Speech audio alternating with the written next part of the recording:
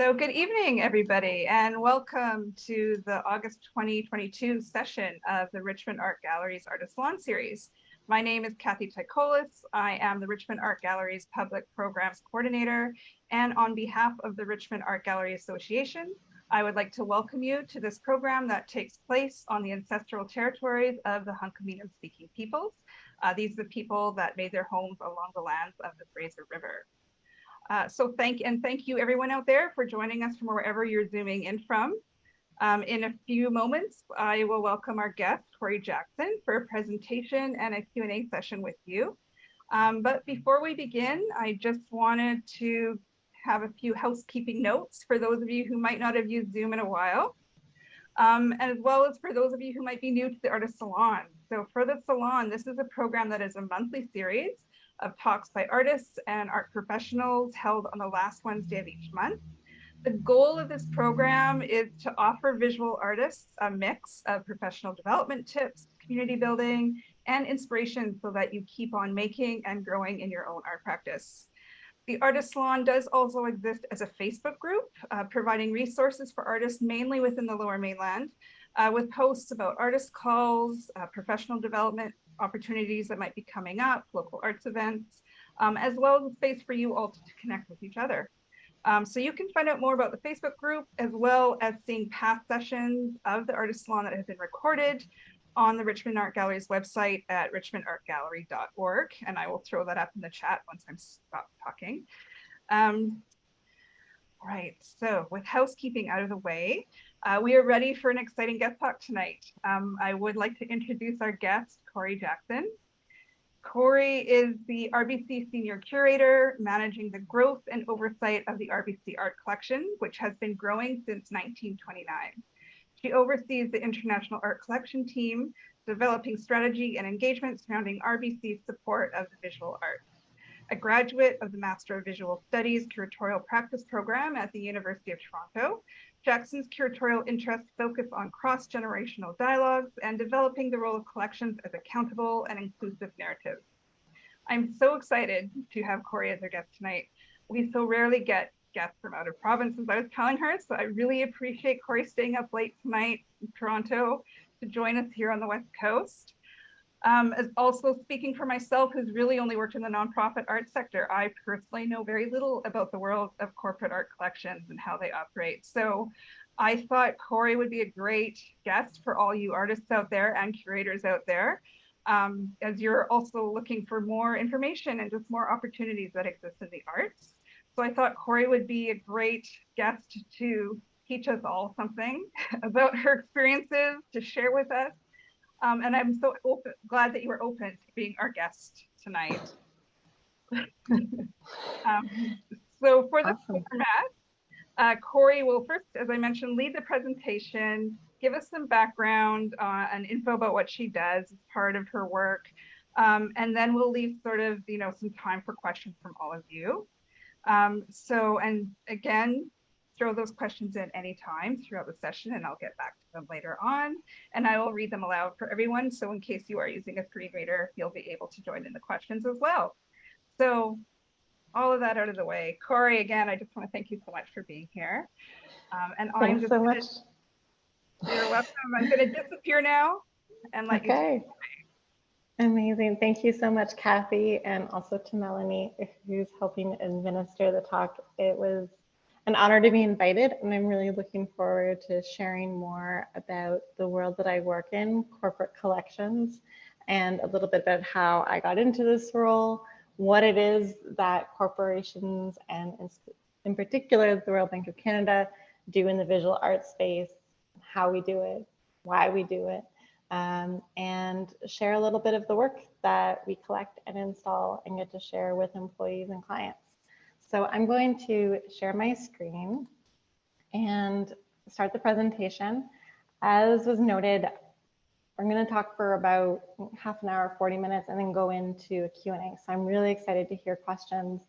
I love a conversation, and I feel like there's a lot of unknowns about corporate collections, which is why I love having conversations like this, and happy to answer as much as I possibly can. So I will get started with that, art in a corporate context. I work in the RBC curatorial department, and I have the pleasure of working with a really exceptional group of professionals. So I'm going to just introduce them as well, because I really do feel like the work I do is a reflection not just of my own personal curatorial and professional background, but also the work of my colleagues on my team. So I'll introduce kind of what their roles are, and then I'll go a little bit deeper into my background and how I ended up here. So the curatorial department, I started in 2013, and when I started, it was just myself. I was working with our consulting curator, Robin Anthony, who'd been with the bank for a number of years and really helped shape our commitment to contemporary emerging artists. And I've had the pleasure to be able to grow the department and grow our team into an international network that support our offices globally. So there's myself on the image to the left, Jane Hutchinson, who's the image to the right, is our collection manager. She oversees all of our restoration, shipping, logistics, basically everything that is anchored in taking care of the pieces that we're so privileged to be able to collect and care for. Below the image of myself is Stefan Hanshrow. He's our curator. He also oversees a lot of our engagement. So finding ways to make the collection accessible, to make sure the stories behind each of the works are told thoughtfully, respectfully, and with an understanding of the artist's intents, and also with an understanding of our audiences. And then there's also Tricia Hearing. Tricia works out of our US offices and manages a collection there. And she does all the installation oversight, shipping logistics, hybrid of everything. So I really enjoy getting to work with her as well. And one of the things that was really important to me when growing the team, and I hope that you all can appreciate, is they all have experience working with artists really directly and understand the studio process, the process of making work, and understand the impact and the responsibility of having work in a corporate space. As curators and arts professionals, I feel it's really important to make sure that we understand the artist's intents, and it's our job to express that in the best possible way. So this is an image of myself working with Vanessa Maltese. This is the first major commission installation that I worked on. It's in our offices in Water Park Place, which is in our downtown core. And it was really the first time I got to work in depth in the collection on a sustained project. So I feel like that corporate collection is a space for sustained durational relationships. My background before starting at RBC was always in the arts, but across a lot of different spectrums. So I did my master's in curatorial studies, as was noted. So that was really much more about the theory and philosophy of art, but also really practical. The University of Toronto program is a great space. There's, I think, 3 people a year, and there's an opportunity to really get into curation and to make an exhibition, in addition to the kind of more theoretical part of the degree. But while I was there, I was also working in the arts. So actually it started in my undergrad. I was volunteering at museums. I started working for a professor as a studio assistant, got to understand studio practice in a deeper way, went on to work for their commercial gallery.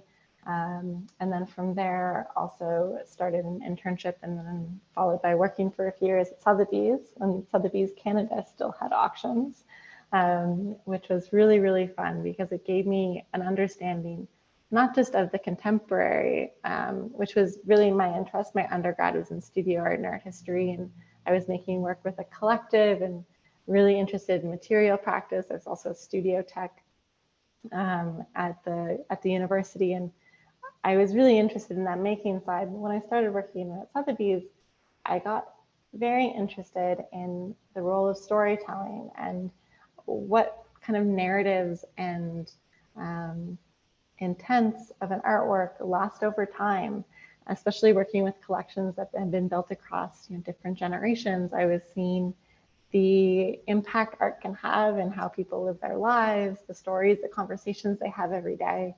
I found that really, really interesting. And I was like, oh, maybe I'll stay in this space.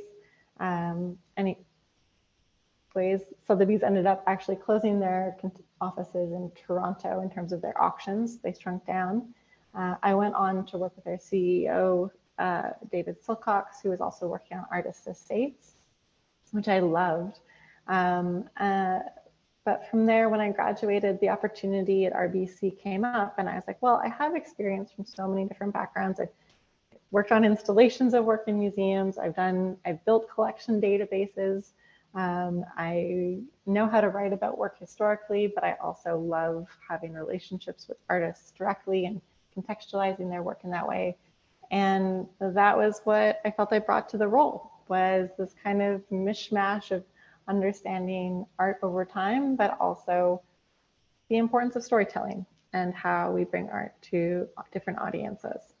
And one of the things that has been the biggest change for me, kind of coming in from the background that I did have into a corporate space, is the idea of audience. I think as a curator, we're always thinking about what audience is, who's coming into a museum, how are they experiencing space. I think as artists, hopefully, there's a consideration of audience as well. I don't think that's ever the motivator necessarily of work, but art is a tool of communication. So thinking about the methods that audience might engage with the work is really important. And what I found when I started working at RBC is that there's a really unique audience here where people have durational relationships with work, but it's not the work that's in their home. You know, people live in homes and have art around them, and that's work they choose to bring into their spaces. But in a corporate context, I'm putting work in a space where someone's, gonna go and spend 7.5, 8 hours a day with a single piece, come back to again and again. So that's a really different responsibility than, the responsibility of installing an installation where someone might come to an exhibition and have one singular durational experience. So that was something I found really exciting, and part of what I love about my role is seeing how those relationships grow. So I do want to talk a little bit about what RBC does in the arts, just because the work that I do is actually part of a much broader commitment to supporting emerging artists. So there's these 3 sections that I kind of chunk our support of artists into: sponsorship, the Emerging Artist Project, and then our curatorial department. So sponsorship are groups across RBC. Sometimes it's groups that are in regions and cities or in other countries, or it's our enterprise team. And it's sponsorships where you might have seen them if you go to a museum and there's a logo next to an exhibition title. That's something that's been sponsored. And that's an opportunity to show our commitment to the arts. Often it's tied into bringing clients into those spaces, being able to share those exhibitions, that kind of thing. And we have wonderful partners across Canada and internationally that create those opportunities. The other section is the RBC Emerging Artist Project, which has been growing since 2005. And it's run through the RBC Foundation, which is actually kind of arm's length from the bank. Their work is all anchored in nonprofits and donations. So they give funds to emerging artist programs and projects, mostly run by museums and art institutions. And that funding is just allocated to opportunities that support emerging artists. It might not be something that you see or know about because it's not always tied to a logo or a more external facing thing. It's often residency programs, it's mentorship opportunities, speaking opportunities for emerging artists, networking with other artists, but also people who can influence their career and trajectory and how they think about their work. So some examples of that are, we work with OCAD University Center for Emerging Artists and Designers, where it's part of the university and it elevates opportunities for artists that are just graduating to find placements in their field, or kind of have opportunities to showcase their work or learn about speaking about their work.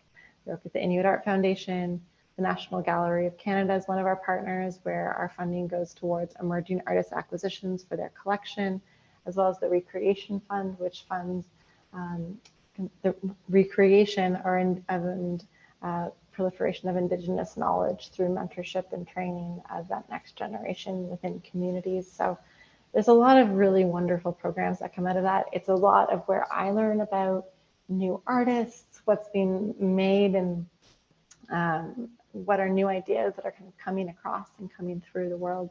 And I find it really, really exciting. And then there's my group, the curatorial department. We are a resource for employees and also for clients. When we talk about the collection, we think about it as a tool to share with clients, because it's an amazing space to be able to sit in front of a work and have a conversation about what it means, how you feel. I think it's a really beautiful, intimate experience. And I think bringing that into the workplace creates nice opportunities for clients who appreciate art to be able to have that with their RBC kind of colleagues and counterparts. And then we also feel like for employees, it's a nice opportunity to connect and just have those conversations that are, I think, really important. I think we all believe that conversations that art sparks are important, and that's why we work in this space. So there's over 5,600 works in the collection. RBC's been collecting since 1929. So a lot of the pieces that I've been able to bring into the collection, it's thinking about this really long legacy and how do we look back, but also look at conversations that have evolved over time, and how do we create that context. And I oversee the collection and its placements globally. So that means in Canada, which is where certainly the majority of those pieces sit. A lot of them are in conference floors. We actually recently just built a gallery in our main branch in Toronto. So if you're ever in the city and walking downtown, you can walk in and see pieces from the collection.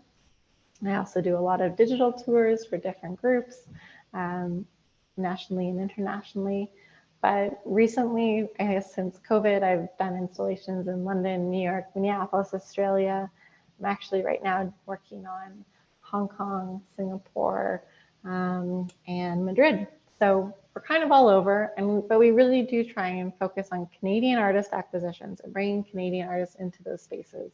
And I find that really interesting. So in Australia, for example, when I was starting to do research on Canadian artists with ties to Australia, I started seeing really amazing relationships that were built out of Banff residencies, especially between Indigenous artist communities that were being supported through those programs. So it's a really wonderful opportunity to kind of showcase artists internationally, but also think about what the role or the language of a Canadian artist means. And for me, it's been a really great opportunity to think about a global company, but also how interconnected we are through that.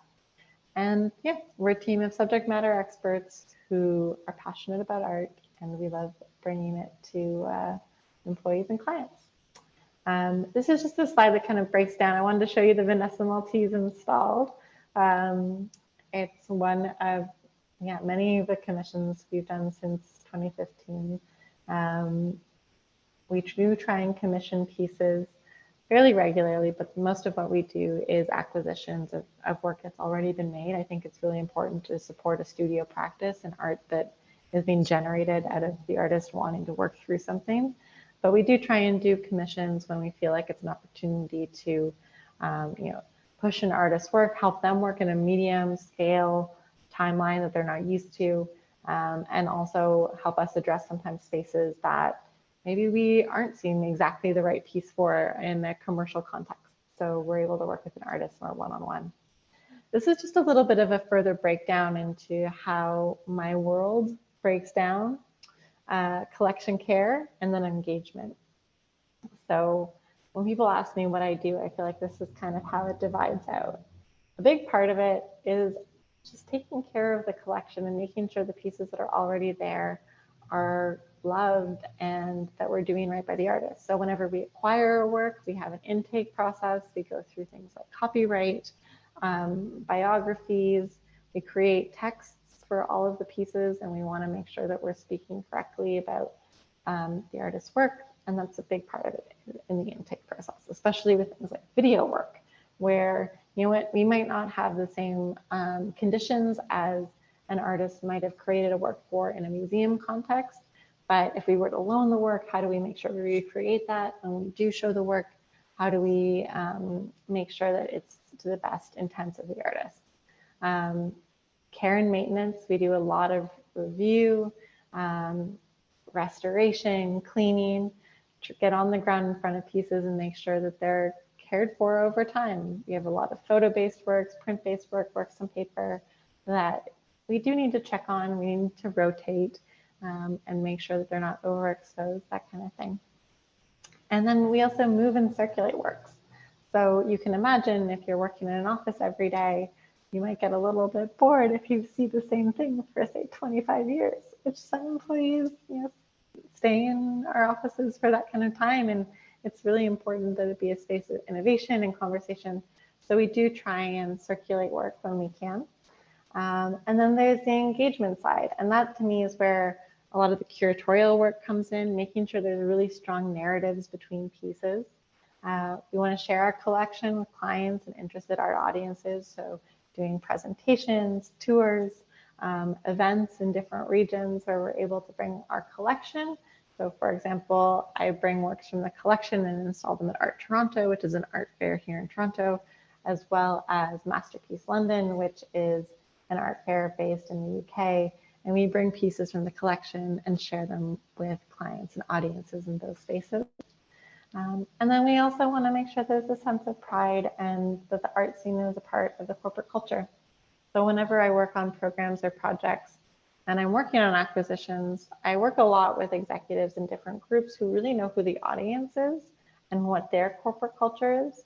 So I can understand who is the audience, how are people going to maybe engage and talk to these works, and how do I create resources for them that are going to make for an impactful experience.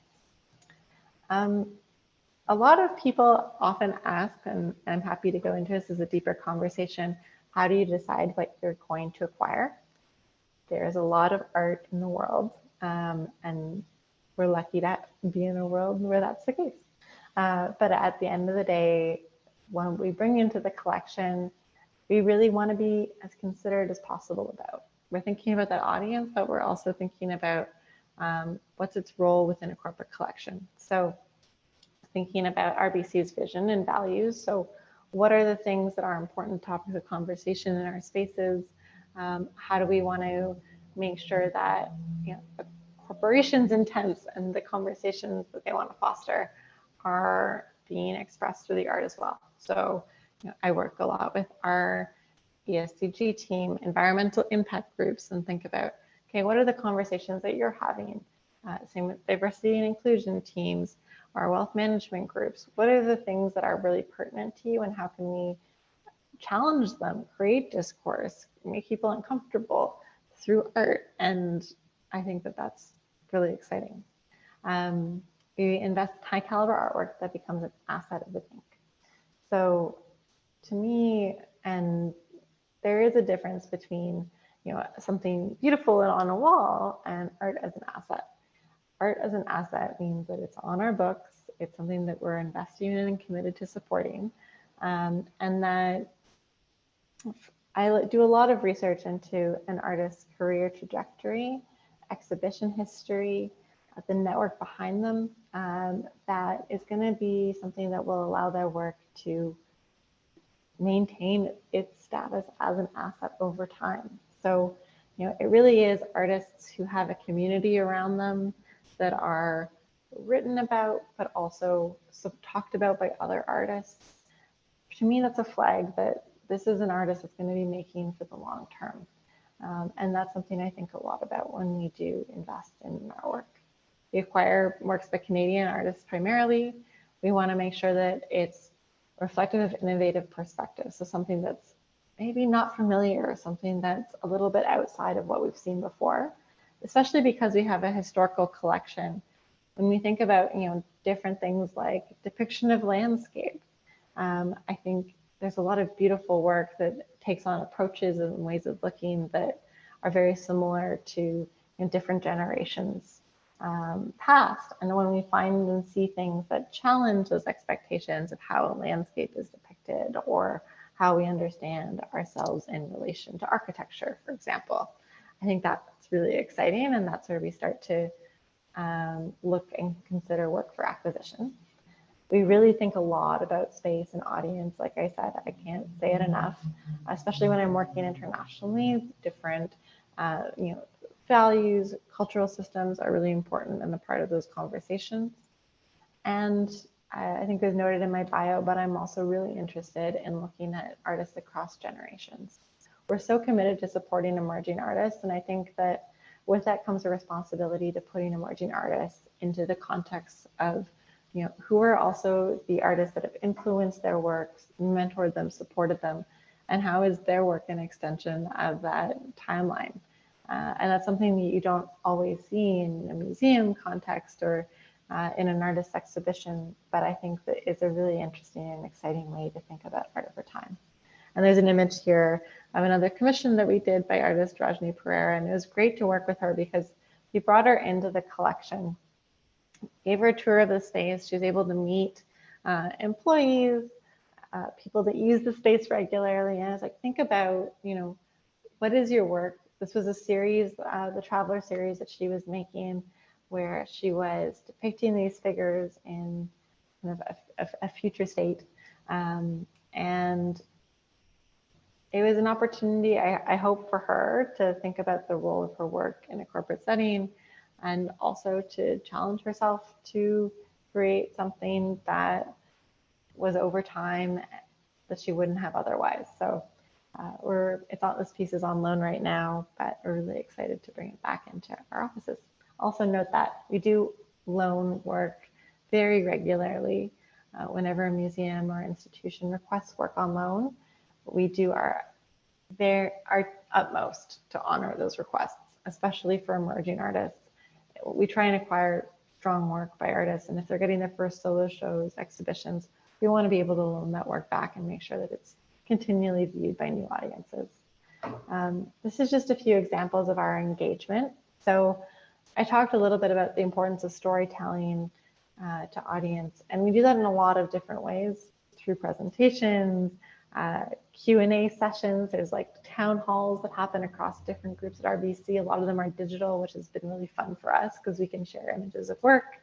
We also do tours, but we also do collection books, which is a really, I think, nice thing and a way for people to take away a little bit more information and do their own research. So there's some examples here on the left-hand side. I see RBC Art Collection. That's a square book is one that we did very, very recently. It's just for our offices in London. And it's a compilation of the pieces that are on the conference floor there. Each piece we do a didactic for. We make sure there's an English-French translation and that the artists are inputting into that content. And it's something that we can give to employees and clients. We also have a digital PDF so people can click through and learn more. We have the Contemporary Works book. We've done a few larger, more general volumes that are just kind of overviews of works that we feel like reflect the intents of the collection. And plaques are a really big piece of the engagement. Learning and spending time with a work is really important. And it's interesting because I think when I work in more museum and institutional settings, that kind of depth was always been challenged and explored. But I've really enjoyed seeing the role of a plaque in a corporate space, seeing people kind of walk down a hallway on their way to grab a coffee or something, to actually just like stop and be like, oh, and to sit and kind of read and want to engage in something is nice to watch. It's just kind of this way to break in the day. And I have an example here. This is a Cassan plaque, and you can see we have a Cassan carving that it's in its 50th anniversary this year. So it has a really long history. It's in the Burrard and West Georgia branch in Vancouver. It's a beautiful, beautiful 3-panel carving. And it was something that I worked with our curator, Stefan Hanchero, to dive deeper into the story behind each of these panels, because we're privileged enough to be able to work with the artists who are still living. Not all of them, but a few. And it was an opportunity to dive back into, well, what were the intents of this work when it was commissioned? What do we need audiences to know about that process? What are the stories behind the works, and what's the right way to share them? And it was a really rewarding process to be able to go back into historical pieces that are in the collection and think about the role of language and context, and how we have a responsibility with a collection to continually go back and to update and to think about what it is and how we share. I'm going to go into a few examples of works in the collection just to give a little bit of deeper context into what work actually looks like in these spaces. This is a piece by Kafwani Kawanga called Glow 5. It was a piece that I had the privilege of installing in our London offices. There is a new tower built, and with that, a conference floor. And I got to work with the design team, our local executives, and team on the ground who used the space. And we came up with a selection of, well, it was about 50 works by different artists. All of the meeting rooms have works in them, which is really nice. People start to book rooms based on the tone they want the meeting to take, and that tone is influenced by the artwork. The rooms are all kind of the same, but there's work that has these different looks and feels, and hearing how people book based on that look and feel and the kind of tone they want a conversation to take, I think is really, really interesting. But this is the piece that you see when you walk into the main reception of that space. And the Glow series is a really powerful series of works by Kafwani. I highly recommend you look into her practice if you're interested in intersections of abstraction and politics. The Glow works reference lantern laws, mostly anchored in New York, that the artist was looking into, that were requiring individuals of color to carry lanterns with them when they were moving through space. So the work is about surveillance, observation, privacy, intimacy, public space, private space. And I think those are really important conversations that continue to this day, that need to be at the forefront of how we understand corporate social responsibility, how we respect people moving through space, moving through our spaces. So that's the first thing you come in and what you see. And it's been really well received, hearing the conversations that it sparks. It's the first place people come in. A lot of people sit, spend time with the work, see it in the round. And yeah, it's a piece that I really have enjoyed being able to see interactions with. This is another work that's in one of our rooms in London. Janine Marsh's Proximity Flowers is a really fun way to play with the space. I think a lot of people, when they think of what corporate art is, often think of works on canvas, large abstraction. Absolutely is that. I think you'll see some examples. There's great abstraction in the collection. But we also want to be a little bit playful. So these are flowers that have been soaked in this synthetic rubber. Janine does her magic to them, and they basically become plasticized.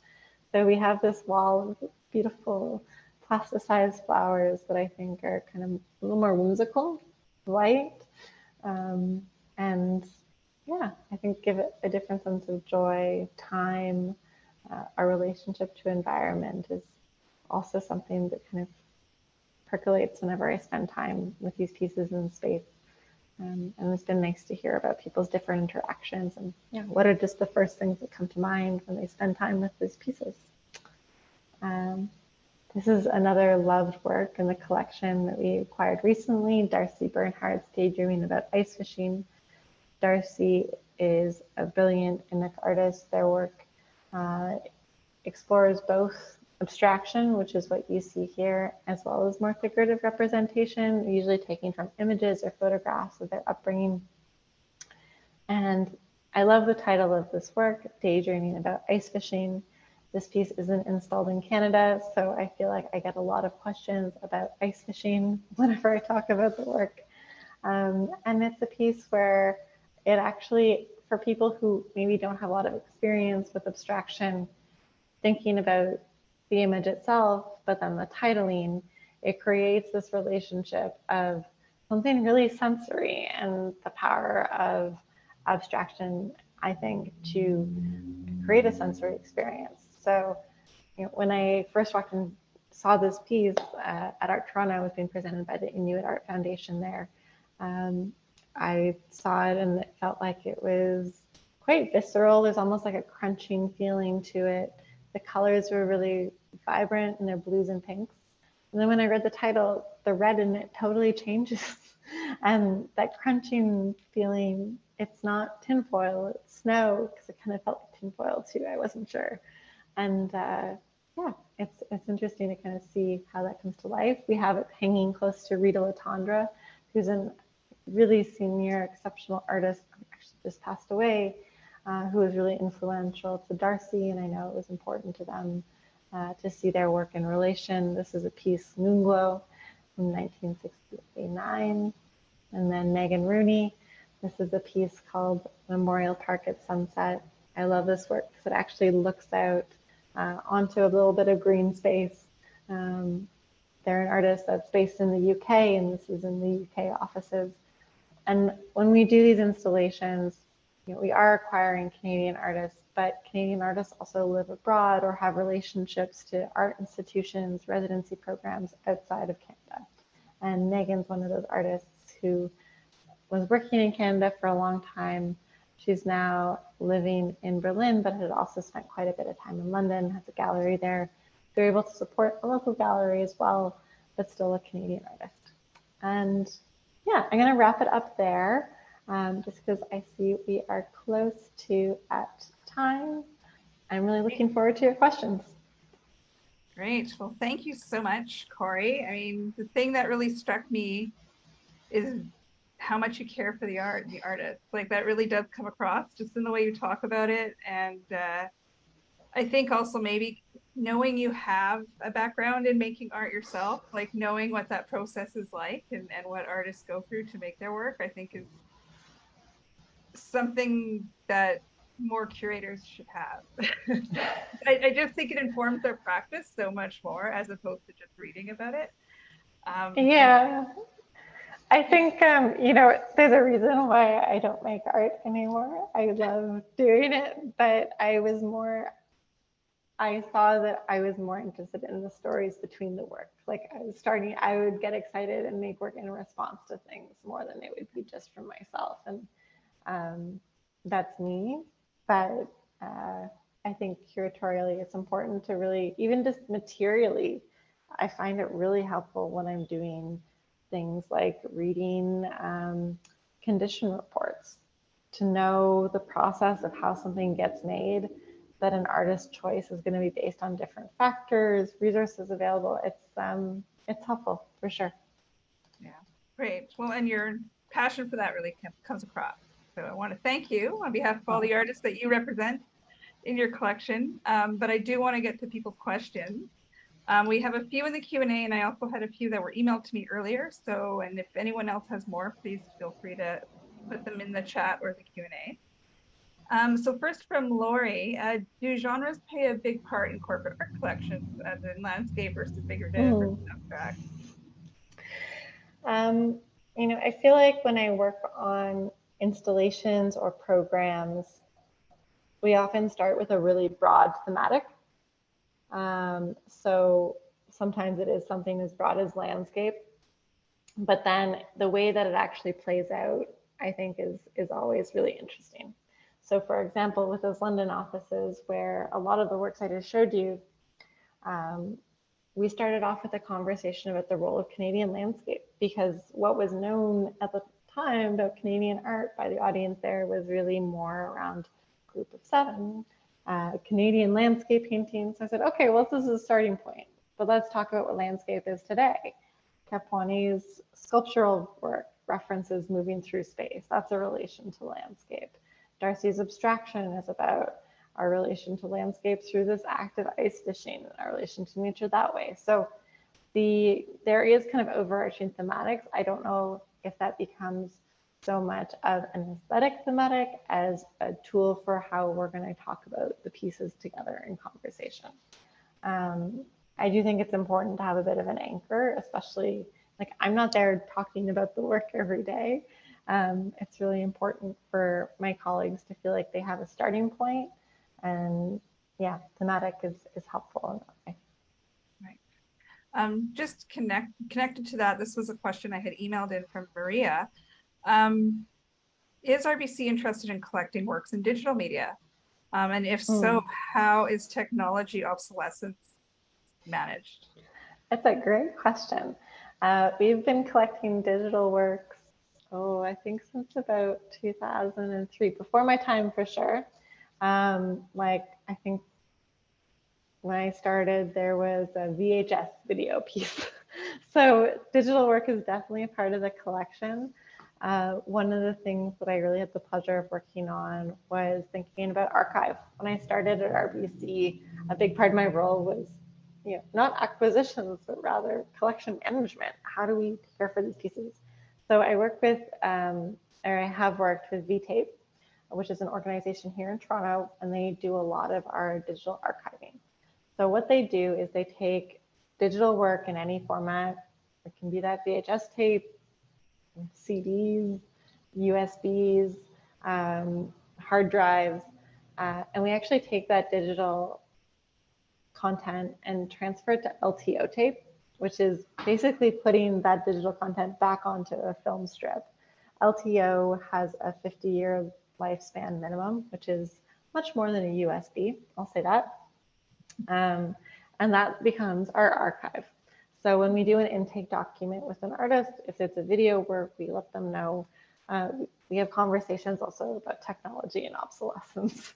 So maybe that work was made to be on a screen with a certain format, resolution. We have pieces that are definitely not in high definition, but that's what the screen format is. So we talk through, what are you okay with? Do you want us to update the look and feel of things if technology allows? Do you want it to be as similar as possible? What are your boundaries? When do you just not want it to be displayed? And that's, an important part of the conversation with the artist. I think archiving in digital is really important. We can't just throw things into clouds. You can, but it's being able to kind of do that with the artist, and I think about the physical archive even in relation to the digital is important. And yeah, for artists working in digital, I think it's a really important medium. So much of what we do is digital.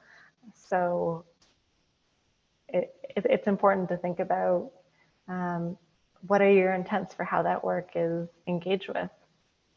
Yeah.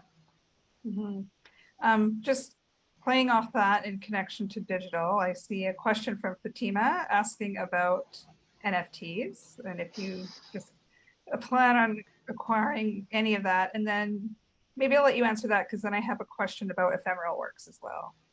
Sure. So we currently do not have NFTs in the RBC Art Collection. I definitely think never say never, but one of the things that I think is really important about the collection is, again, how it's engaged with, the tools for that engagement.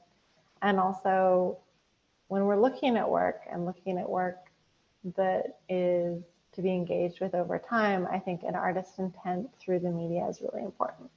So there's a lot of NFTs that I've seen where the NFT isn't the medium, that's a tool for dissemination. And a lot of artists we work with digitally also, that's their practice, they have other tools for dissemination as well. And that's kind of been where we focused our collecting. I think it's an interesting space. There's definitely artists that are making in the NFT sector who are thinking about what an NFT means, why they want to work in that medium, making work that references back to it. I think it's the same as painters who think about that history of painting or why it is they want to work in that medium. Same with photography. Like what can a photograph do that a painting can't? What is an NFT doing or speaking to that a regular, video digital work might not be able to do? So I think that's an interesting area of conversation. And I think for me, it's, thinking about what are the right ways to engage with something. And so ongoing. Right. I hope that's not too roundabout. Yeah, no, I mean, I think that's a very new art form that I think still is in its development stages. But also another question from Maria about ephemeral works, as I mentioned. Just in general, do more ephemeral works interest collectors, or, and if so, how are they collected and cared for? For example, things like land or works that have performances of. There's a lot of performance art out there, or that have an element of performance. So it's a really interesting question, and I'll answer it from an RBC side and then maybe just also more generally. So at RBC, we rarely collect ephemeral pieces. There's, a commitment that we have to collecting art as an asset. So we do want it to be able to withstand some tests of time. It will be on a wall, engaged with. We want to ensure that it's fairly stable, just given the climate and context of the collection. That said, nothing is forever. We know that too. So I think when it comes to pieces like performance, that's definitely something where we're much more engaged. And the way that that comes out isn't necessarily that we're having performances in our space necessarily, but rather some of the digital work in the collection is recordings of performance, similar with some of the photographs in our collection. I mean, one of the pieces that I brought into the collection quite early on and still love is a documentation of Francois Sullivan's Danse dans la Neige, which is really, really early Canadian performance documentation. And I feel like it influenced how we understand performance art today. So I think that kind of documentation practice through performance is a way that a lot of collectors engage with performance, performativity. Speaking outside of the collection, I think that there definitely are collectors and collections that engage with temporal works in different ways. I think if you're considering it under the idea of not like acquisition and not just exhibition, those are two really different things. When it comes to temporal works for acquisition, things like some Solowitz wall drawings, where they're based on instructions, things that can be communicated, recreated possibly, even certificates of authenticity that become maybe the artwork, are different ways that artists have navigated that, kind of to think about the action. So that's kind of the more general piece. Great. Well, thank you. That's great. Very informative about all those practices. And a question from Antoinette. Do you pay royalties to the artists that you show, including digital work they might do? So we acquire the work usually from commercial galleries, sometimes from the artists themselves. So we pay the acquisition fee. And then if there is any kind of reason why we would be maybe creating an edition or using a work outside of putting it on the walls. So for example, we worked with Darcy Bernhardt when we were working on Art Toronto. We collaborated with her to create a mask, a COVID mask.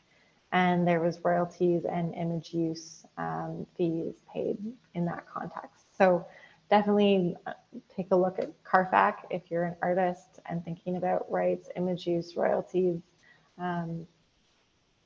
It's such an important part of realizing that just because your work has been sold to a collector or to an institution, you do still own the copyright. And it is really important to maintain that and make sure you understand how the people who acquire your work are going to use it. So that's why we have an intake document where we outline how we use work. We do educational tours, presentations. We have a website, that kind of thing. So we talk that through with the artists upon acquisition. And then if there's things that are above and beyond, definitely I'll go back to artists and their representatives to look at, fees. Right.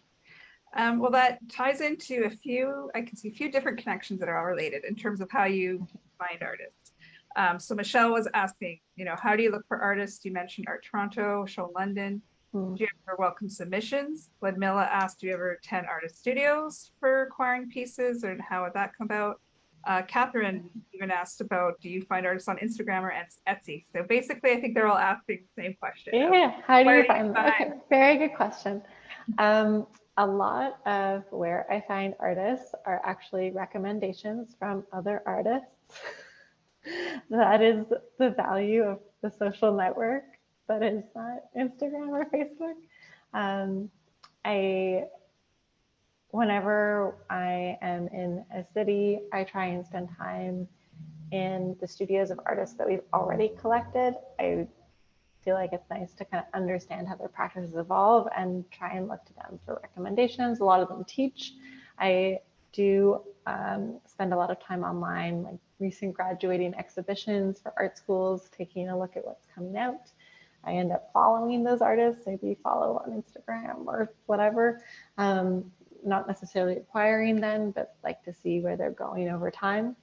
Where I really look quite a bit is also artist-run centers. I think that in Canada, we're really, really lucky to have an artist-run community. Those are the spaces where artists are championing other artists, and there is a lot of experimentation. I see strong work coming out of those spaces in Canada. So those are kind of the areas I look to. I also spend a lot of time just talking to other curators.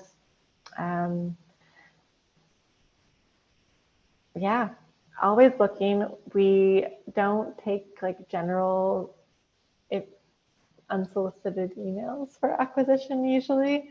I do work a lot with commercial galleries across Canada, and usually they're the ones who will reach out. They know what we collect generally, as maybe you all do now too, but they'll make recommendations for artists that they feel maybe make sense for the different contexts that I'm working in. Right. I hope that gives some context. That does, and I'm going to follow up again, combining a few different people's questions. Okay. Just related to that, an artist that you find. I mean, Claudine would like to know how would an artist get noticed by your team? Carly was saying, like, for example, would you consider someone who has a long history of commissions but little exhibition history? Or Shakun was asking, would you consider artists who aren't grant recipients but have an exhibition history? So, like, I'm sure there's no solid rule that you follow, but is there those considerations as well? We are always looking and always open and always considering. I think it is important for us to look at artists that do have, that track record over time. I think, especially when we're primarily acquiring emerging artists, to show that they're actively creating opportunities and putting their work into the world is really, really important. And it's not an easy thing to do. So whether that is through commissions, through exhibitions, through grants they're receiving, or those opportunities, we look at it all really holistically. If you're an artist who has never had a museum exhibition, but your work is being written about and you're starting to get commercial exhibitions, then and same with, maybe you have never had a sale before, but you have a museum history, or you've shown a lot in certain gallery contexts. That might also be the case. So there is no like, this is the formula. I think it really is a culmination of different parts of an artist's career and trajectory. And I think what I will say though is, rarely do we collect artists whose work has been just a commercial focus, because there is a part of, I think, a social responsibility for how we talk and think about the works that we acquire. And we look to try and bring in works that are a part of really public conversations. And again, I shouldn't say that's a hard and fast rule, because I feel like if it's work that's taking on those conversations in an interesting way, we'll consider it. But yeah, that's kind of the context.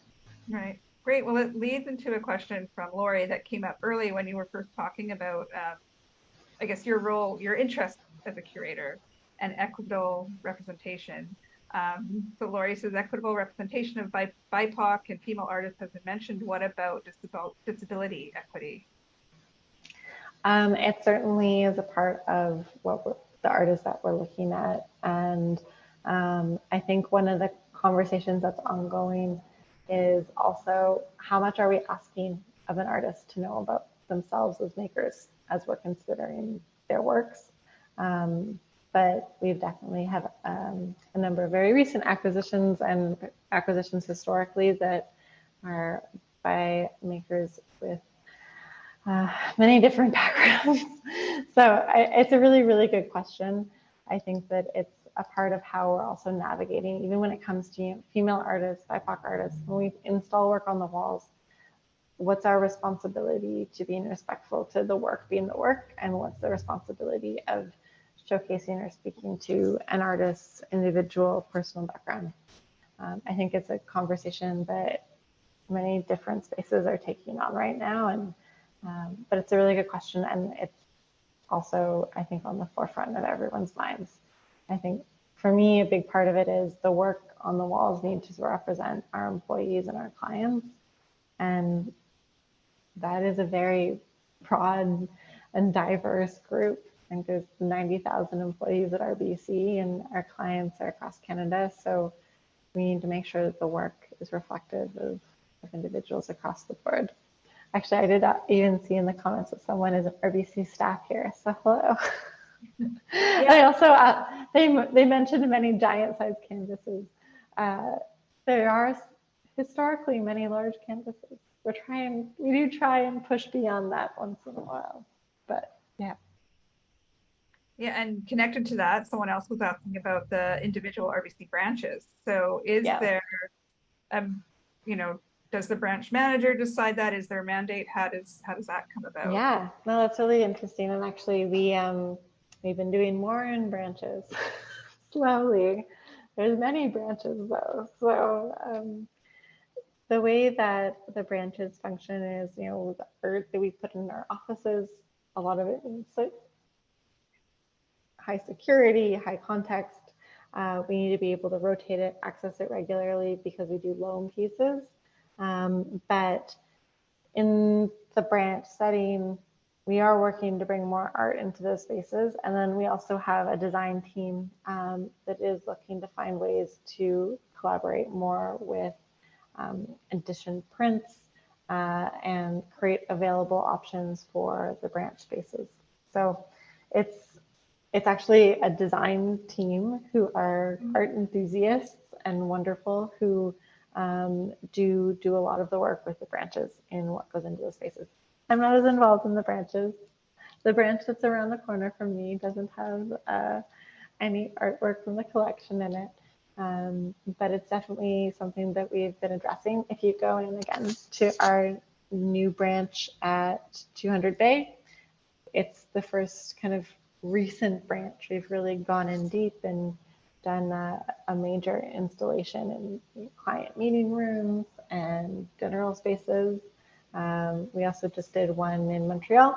So we're trying to figure out how to make that format work. It's a little bit different than a conference floor, but it's been fun to think about the way people engage in that kind of context. Mm-hmm. And I'm sure it's different across the country too, in terms of and in different countries. And in different countries, yes, of course, yeah. A question from Enoch. In Singapore, there's a local bank, United Overseas Bank Group, which also collect art, and they organize a UOB Painting of the Year competition every year. Does RBC has a competition of this form? That's a really good question. So RBC used to have a very large competition across Canada. It was called the RBC Painting Competition. That every year, emerging artists would apply and had a juried process.